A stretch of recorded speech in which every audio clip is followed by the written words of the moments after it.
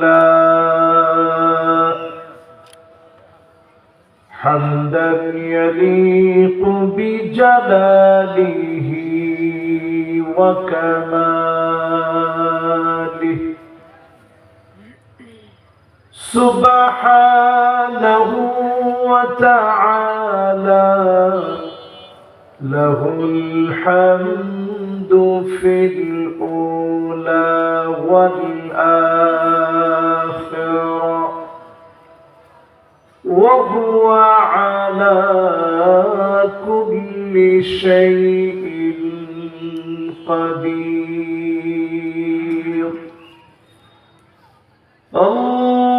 اللهم إنا نشهدك ونشهد ملائكتك وحملة عرشك وجميع خلقك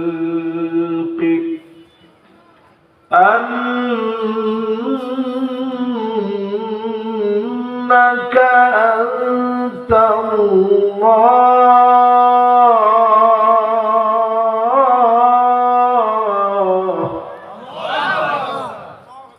لا إله إلا أنت فهو الواحد الأحد الفرد الصمد الذي لم يلد ولم يولد ولم يكن له كفوا أحد ونشهد أن سيدنا وسندنا وحبيبنا محمد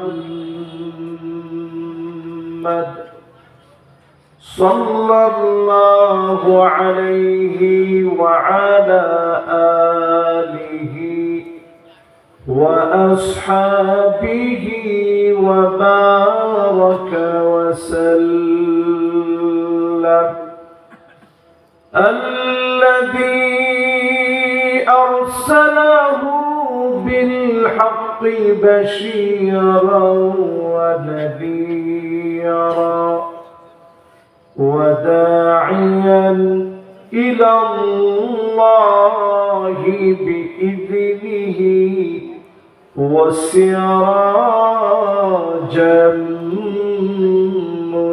منيرا فقد قال الله تعالى في كلامه المجيد وفي فرقانه الحميد সকলে পড়ি আউযু বিল্লাহি মিনাশ শাইতানির রাজীম বিসমিল্লাহির রাহমানির রাহিম واتقوا فتنة لا تصيبن الذين ظلموا منكم خاصة واعلموا أن الله شديد العقاب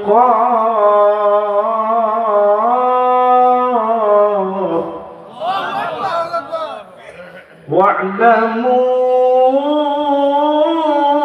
أن الله شديد العقاب صدق الله العظيم. وقال تعالى في شان حبيبه مخبرا وآمرا إن الله وملائكته يصلون على النبي يا أيها الذين آمنوا صلوا عليه وسلموا تسليما. اللهم صل على محمد وعلى آل محمد كما صليت على إبراهيم وعلى آل إبراهيم إنك حميد مجيد. اللهم بارك على محمد وعلى آل محمد كما باركت على إبراهيم وعلى آل إبراهيم إنك حميد مجيد.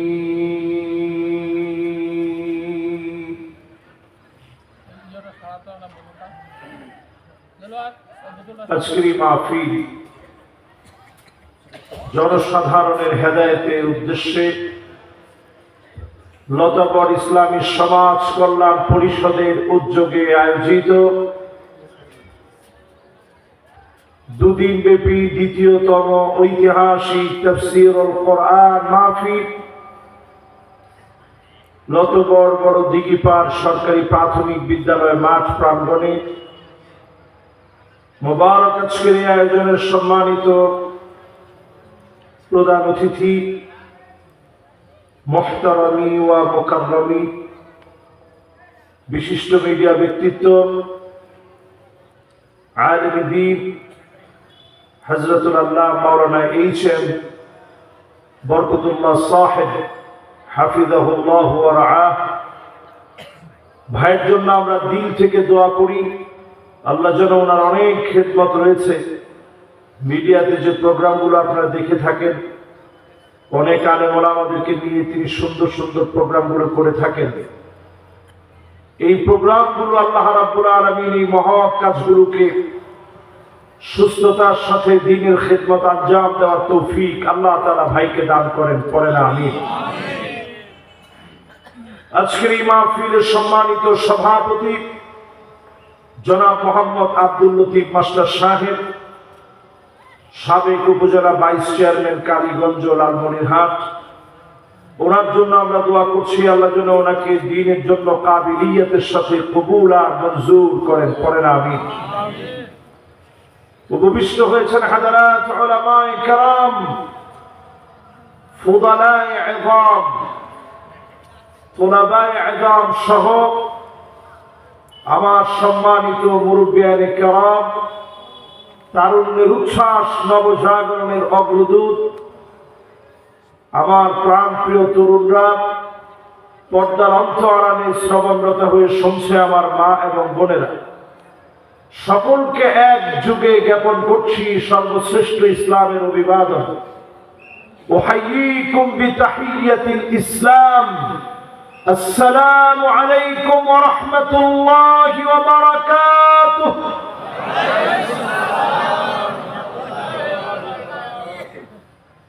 যে মহান মালিক দয়া করে মায়া করে আজকের মাহফিল আসার, বসার, বলার, শোনার তৌফিক দান করলেন, মালিকের আলিশান দরবারে কৃতজ্ঞতায় নতশীল আল্লাহ রাব্বুল আলামিনের আলিশান দরবারে নতজানু হয়ে আওয়াজ বুলন্দ করে শুকরগুজারি আদায় করছি, সবাই মিলে করছি কালিমাতুশ শুকর আলহামদুলিল্লাহ। আল্লাহ পাকের শুকরিয়া আদায় করে এ মাহফিল থেকে দরুদ এবং সালাম পেশ করছি সাইয়্যিদুল মুরসালিন খাতামুন নবিয়্যিন ইমামুল মুরসালিন ওয়ান নবিয়্যিন মুহাম্মদ ইবনে আব্দুল্লাহ ইবনে আব্দুল মুত্তালিব হাশিম ইবনে মানাফ ইবনে কিলাব ইবনে মুররা কাব ইবনে লুয়াই ইবনে ফিহর মালিক ইবনে নদর ইবনে কিনানা مدركة بن إلياس بن معد بن عدنان محمد رسول الله صلى الله عليه وسلم সবাই পড়ছেন? না পড়লে আরেকটা বার আমরা পড়ি মুহাম্মাদুর রাসূলুল্লাহ সাল্লাল্লাহু আলাইহি ওয়াসাল্লাম। সবাই পড়ছেন? যেরকম শীত আমার কাছে মনে হয়েছিল এতটা শীত নাই। নাতিশীতোষ্ণ সুন্দর একটা পরিবেশে আল্লাহ তাআলা আমাদেরকে সুযোগ করে দিলেন। আমরা কালামে হাকিমের সূরা আনফালের 25 নং আয়াতে কারিমা আমরা তেলাওয়াত করেছি। সূরা আনফাল, বলেন সূরার নাম কি? এই সূরা আনফালের 25 নং আয়াতে কারিমা থেকে আপনাদেরকে নিয়ে কথা বলবো ইনশাআল্লাহ। আল্লাহ রাব্বুল আলামিন ইরশাদ করেন واتقوا فتنة لا تصيبن الذين ظلموا منكم خاصة واعلموا أن الله شديد العقاب।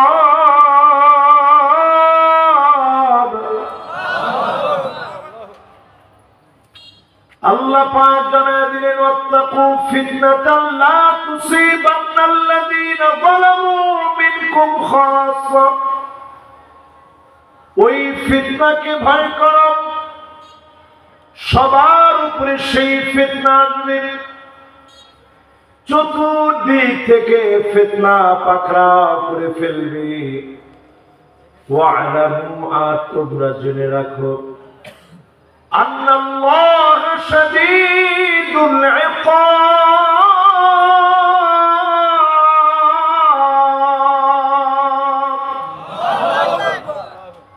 শাস্তি দেওয়ার ক্ষেত্রে আল্লাহ পাক কঠিনভাবে পাকড়াও করবে। যখন মালিক ধরবে, ধরার মতো করে ধরবেন, ফাঁক ফোকর খুঁজে পাওয়া যাবে না।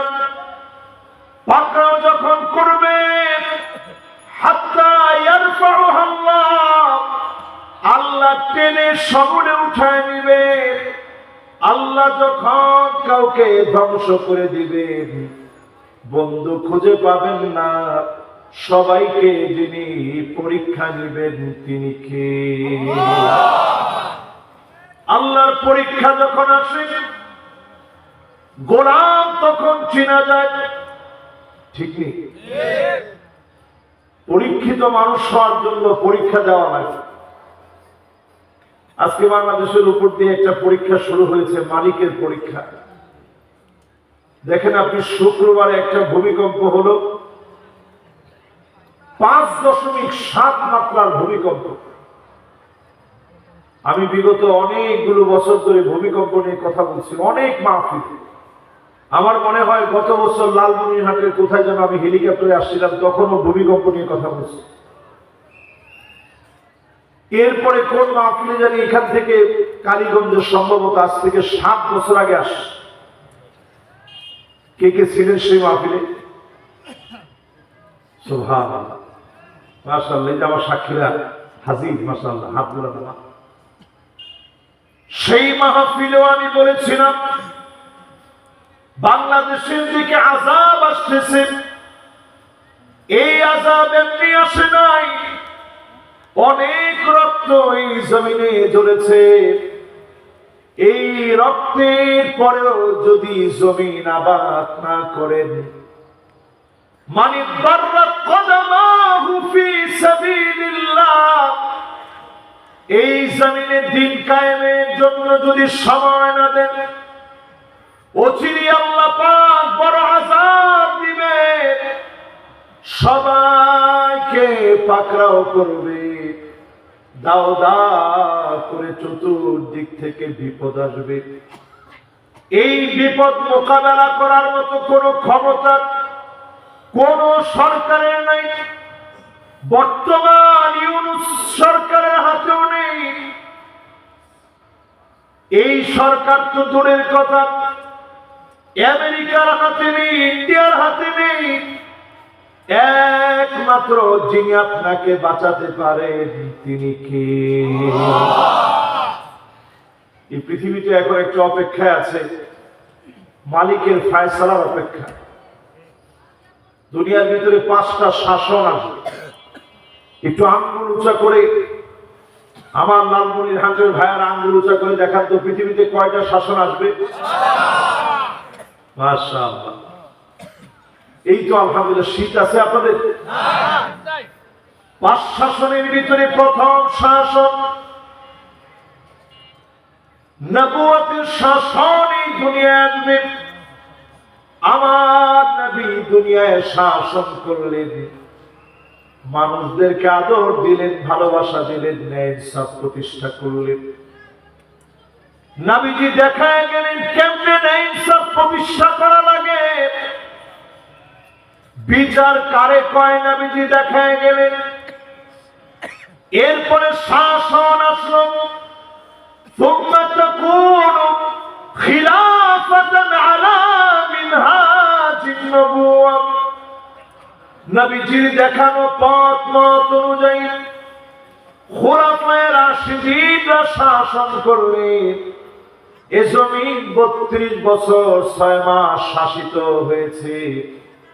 দেখায় গেলেন কেমনে শাসন করা লাগে। শাসন করতে করতে হযরত ওমর রাদিয়াল্লাহু তাআলা আনহুর জামানায় মদিনাতে প্রচন্ড ভূমিকম্প হলো। ধাক্কা লেগে গেল। আজ থেকে 1400 বছর আগে ধাক্কা লেগে গেল, ভূমিকম্পের ধাক্কা মদিনায়। হযরত ওমর রাদিয়াল্লাহু তাআলা আনহু যখন খলিফা, প্রচন্ড বেগে যখন ভূমিকম্প হলো, ওই ভূমিকম্পের সময়ে হযরত ওমর সমস্ত লোকদের সামনে আসলেন। এসে তিনি সবার সামনে একটা খুতবা দিলেন।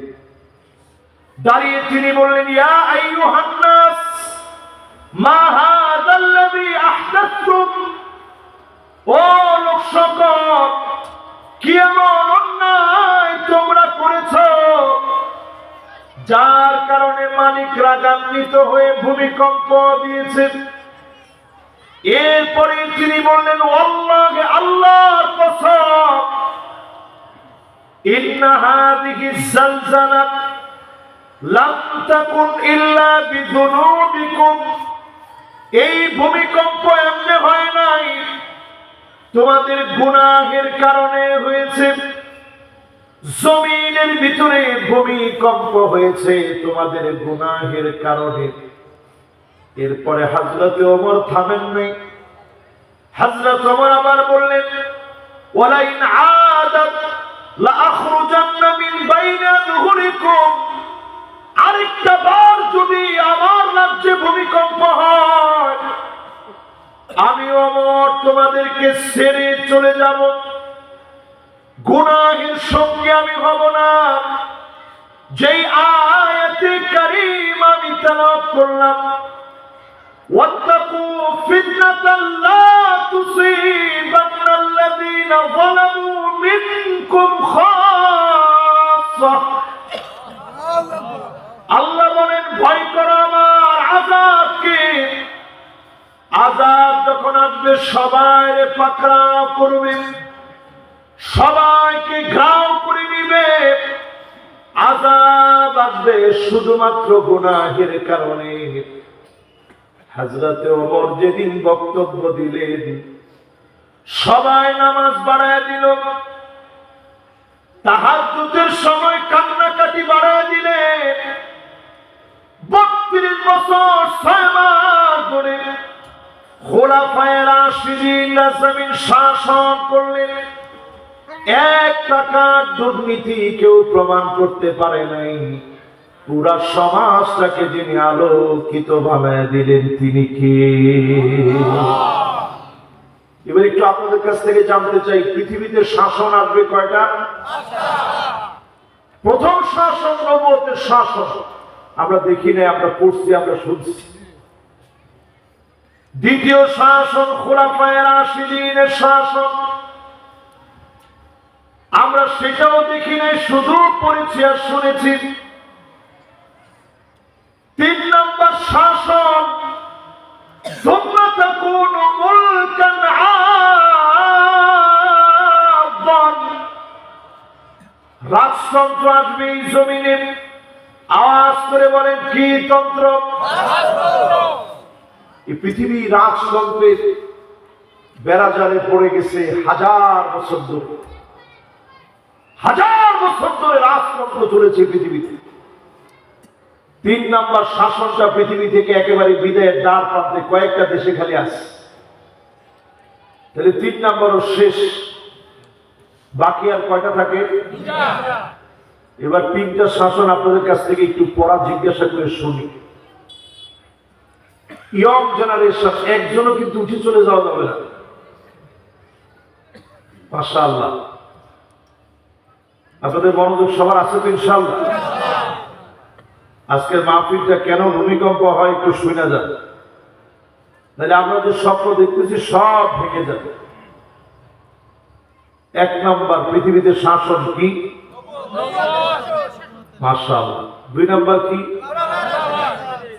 মাশাআল্লাহ, এই যে কত সুন্দর আপনারা বুঝতেছেন। 3 নম্বর শাসন কি? রাজতন্ত্র, এটাও শেষ। 4 নম্বর শাসন নবীজি বলে গেলেন, সুম্মা তাকুনু মুলকান জাবরিয়া, স্বৈরা শাসকরা শাসন করবে, আলেমদের উপরে জুলুম চালাবে, নির্যাতন চালাবে। আমরা দেখেছি 16টা বছরে আলেমরা শান্তি মতে জুমার মসজিদে খুতবা দিতে পারে না,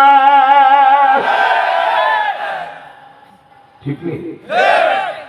আমরা দেখেছি আলেম ওলামা শুধু নয়, এদেশের ইসলাম পন্থীরা ঘরের ভিতরে ঘুমাতে পারে না। নিরপরাধ হওয়ার অপরাধে বাংলাদেশের কিংবদন্তি আলেম, যার কোনো তুলনা হয় না বললে চলে, যিনি অঙ্গনটাকে সাজায় আমাদেরকে উপহার দিয়েছেন। 13টা বছর তিনি জেলখানায় ছিলেন। প্রিয় রাহবার, প্রিয় আল্লামা দেলওয়ার হোসেন সাইদি রহমতুল্লাহ আলাইহি। কিন্তু তাকে দেখে শেষ তিনি দুজনের কাঁধে ভর দিয়ে যখন গাড়ি থেকে নামতেছে, তখন তিনি একটা হাসি দিয়েছেন। তিনি হাসিটা দিয়ে বোঝায় দিয়েছেন, জালেমরা জুলুম করতে পারে, মাজলুমের হাসি তারা কেড়ে নিতে পারে না। এবং তিনি বুঝায় দিয়েছেন, এই হাসির অন্ত আড়ালে রয়েছে মুসলমানদের ঈমানি বিজয়ের উদ্দীপ্ত এক হাসি, যে হাসি প্রমাণ করে দিয়েছে অচিরেই জালেমের মসনদ ভেঙে চুরমার হয়ে যাবে। জোরে করে আল্লাহু আকবার। নবীজি শব্দ চয়ন করে বললেন, হাত্তা ইয়ারফাউ আল্লাহ, আল্লাহ জালেমদেরকে টেনে উঠায় নিবে। এমন ভাবে আল্লাহ টেনে উঠায় নিলেন, গরম ভাত রয়ে গেছে, জালেমরা খেয়ে যেতে পারে নাই, ঠিক নেই? কি গরম গরম ভাত, একটু পরেই খাবে। ফোন দিয়ে সবাই বলছে ট্রাস্ট মি আপা, আপনি বিশ্বাস রাখেন কিচ্ছু হবে না। পঙ্গপালের মতো কি করে কি হয়ে গেল কেউ কল্পনা করতে পারে নাই। আল্লাহ শেষ দেখায় দিয়েছে। যদি তারা এই দেশে থেকে বিশৃঙ্খলা করত, এদেশে মৃত্যুর মিছিল বেড়ে যেত। আল্লাহ তাআলা তাদেরকে বুঝাই দিয়েছে, কাপুরুষরা পালায় যায়, তারাও পালায় গিয়েছে। ঠিক কিনা বল? তাহলে 4 নাম্বার চ্যাপ্টার ক্লোজ হয়ে গেছে। এখন বাকি আছে আর একটা শাসন এই পৃথিবীর জন্য। জোরে করে আল্লাহু আকবার। আল্লাহর হাবিব 1000 বছর আগে জানায় গেলেন, সুম্মা তাকুনু খিলাফাতান আলা মিনহাজি নবুওয়াতি। আবার সেই সময়ের মতো নতুন করে নব দিগন্তে কোরআন সুন্নাহ রাজ কায়েম হয়ে যাবে। জমিনটাকে কোরআন দিয়ে যিনি সাজায় দিবেন তিনি কে? ও মুসলমান, এখনো যদি আপনি ভুল করেন অনেক বড় খেসারত দেওয়া লাগবে। ভূমিকম্প দিয়ে মালিক বুঝাইয়া দিচ্ছে, এখনো সময় আছে, সজাগ হও। একদিনে বাংলাদেশে আজকে 2 বার ভূমিকম্প হয়েছে, কালকে হয়েছে একবার, কয়বার হলো? 5.7 মাত্রার ভূমিকম্পে পুরান টাউনে অনেক বিল্ডিং এর উপরে বিল্ডিং কাত হয়ে গেছে। অনেক জায়গায় বিল্ডিং এ ফাটল ধরে গেছে। জায়গায় জায়গায় বিপদ শুরু হয়ে গেছে। এখনো পর্যন্ত সংবাদ এসেছে 10 জন মারা গেছে, 400-র উপরে মানুষ আহত হয়েছে। তেমন বড় কোনো ভূমিকম্প হয় নাই। এটা 4 নাম্বার ধাক্কা। বাকি আছে 3 নাম্বার ধাক্কা, 2 নাম্বার ধাক্কা, 1 নাম্বার ধাক্কা। 9 মাত্রার ভূমিকম্প যদি বাংলাদেশে হয়, ঢাকা শহরটা বিচ্ছিন্ন হয়ে যাবে, কারেন্ট সব বন্ধ হয়ে যাবে, প্রযুক্তি সব মাথা থবরে পড়বে, বাংলাদেশে দুর্ভিক্ষ লেগে যাবে। ও মুসলমান, আজকের মাহফিলে বলি সজাগ হয়ে যান। 15টা কাজ আজকে থেকে ছেড়ে দেন। জোরে বলেন কয়টা? 15টা। আর একটু জোরে বলেন কয়টা? 15টা। এই 15টা আজকে আপনাদেরকে আমি শোনাইতে চাই ব্যাখ্যা সহ। কে কে এই 15টা না শুনি 50% শুনে চলে যাবেন, টান টান করে হাতগুলো উঠা। মাশাআল্লাহ, লালমনিরহাটের লোক একেবারে সহজ সরল, এটা বলার কোনো সুযোগ নেই। মাত্র হাত তুলছে 4-5 জন, হুজুর আমরা চলে যাব। আচ্ছা ঠিক আছে, ওনাদের না হয় সত্যি 60-70 এমনকি 80% শুনে কারা কারা যাবেন হাত উঠে দেখা। এরকম মাশাআল্লাহ, আমার এক ভাই কষ্টে থাকার পরও মাহফিলে আসে। উনি না বুঝেই হাত তুলছে এবং আল্লাহু আকবার বলছে। এবার আপনারা বলেন, আপনারা কি না শুনিয়ে চলে যাবেন? তাহলে আপনারা শুনবেন কত পারছেন? এবার মনটা নরম করে দিয়ে শুনেন। আগামী পৃথিবীতে বড় ধরনের চ্যালেঞ্জ আমাদের জন্য আসতেছে। 1 নাম্বার আযাব আসবে কেন? ইদা তুখিদাল ফাইয়ুদ ওয়ালা, রাষ্ট্রীয় সম্পদ হাত বদল হবে। রাক্ষসগুলো রাষ্ট্রীয় সম্পদ ভক্ষণ করে খেয়ে ফেলবে। 1500 বছর আগে নবীজি বলে গেলেন। 54 বছর ধরে বাংলাদেশে তাকায় দেখেন, যারাই ক্ষমতায় গিয়েছে লুটপাট আর দুর্নীতি করে জনগণকে ক্ষতিগ্রস্ত করে করেছে, ঠিক কিনা বলে?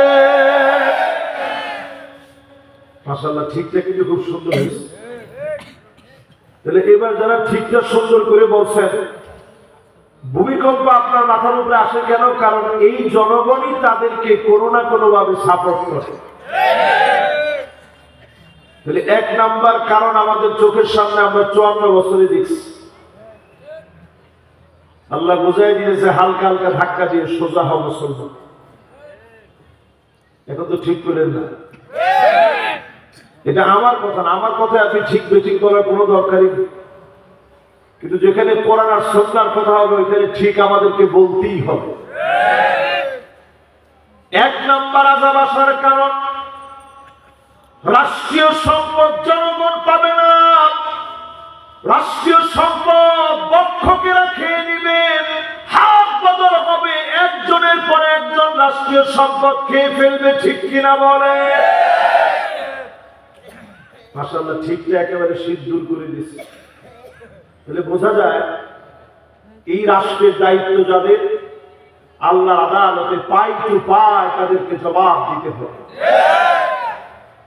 দুই নাম্বার যেই কারণে ভূমিকম্প আসে, আমার ছোট বাচ্চাদেরকে নিয়ে আমরা কল্পনা করি, আমার ছেলেটার কি হবে? ভূমিকম্পের দিন তাকায় দেখেন, বাপের এত আদরের সন্তান, বাপ রেখে দৌড় মেরেছে, ভূমিকম্পের ধাক্কাটা এমন প্রকট হয়ে যায়। আমি মাহফিল করে এসে ফজরের নামাজ পড়ে সামান্য নাস্তা করে ঘুমাইছিলাম। 10:37 দিকে 5.7 মাত্রার ভূমিকম্প যখন শুরু হয়েছে, লাফ দিয়ে উঠে পড়ে বুকের ভিতরে প্রচন্ড ব্যথা অনুভব করলাম।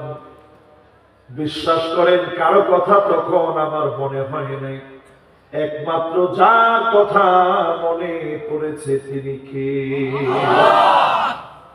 আল্লাহ পাক কোরআনুল কারীমের ভিতরে বলেন, وَإِذَا غَشِيَهُم مَّوْجٌ كَالظُّلَلِ دَعَوُا اللَّهَ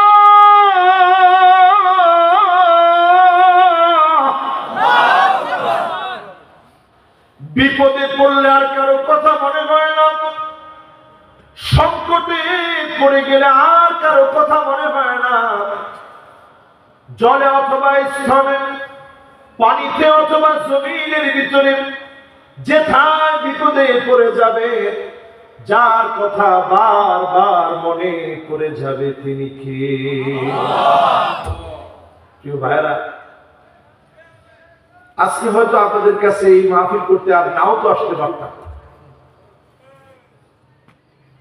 জুমাবারে যে একটা প্রলয়ঙ্কারী ভূমিকম্প ঢাকা শহরকে ধাক্কা মেরেছে, এটা একটা সফট রিমাইন্ডিং আল্লাহর পক্ষ থেকে, একটা অ্যালার্মিং আল্লাহর পক্ষ থেকে, জেগে যাও। আজকের পৃথিবীতে 2 কোটি মুসলমান আজকে রাত্রেও মার খাচ্ছে। আপনি গুগলে সার্চ করে দেখেন, 20 কোটি মুসলমানের মাথার উপরে ছাদ নাই। আমার ফিলিস্তিন কাঁদতেছে, আমার সুদান কাঁদতেছে, সোমালিয়া কাঁদতেছে, ইয়ামান কাঁদতেছে।